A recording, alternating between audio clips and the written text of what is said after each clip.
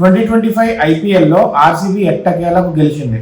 సరే గెలిచింది కదా అని గవర్నమెంట్ వాళ్ళు సెలబ్రేషన్స్ పెట్టారు ఇవాళ.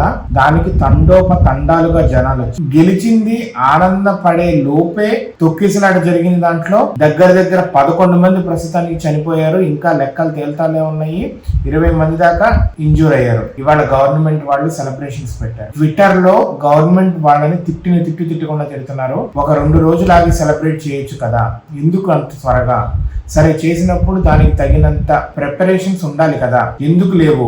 అసలు బ్యారికేడ్స్ అనేవి ఎందుకు పెట్టలేదు అని అంటున్నారు. అదే విధంగా అంతకంటే ఎక్కువగా ముంబైలో చేశారు. సముద్రం ఉంటుంది కదా అక్కడ, ఇంతకంటే ఎక్కువగా చేశారు. అక్కడ ఎలాగ మరి మేనేజ్ చేయగలిగారు, మీరు ఎందుకు మేనేజ్ చేయలేకపోయారు అని ట్విట్టర్ లో అయితే గవర్నమెంట్ వాళ్ళని లెఫ్ట్ అండ్ రైట్ ఇచ్చుకుంటున్నారు.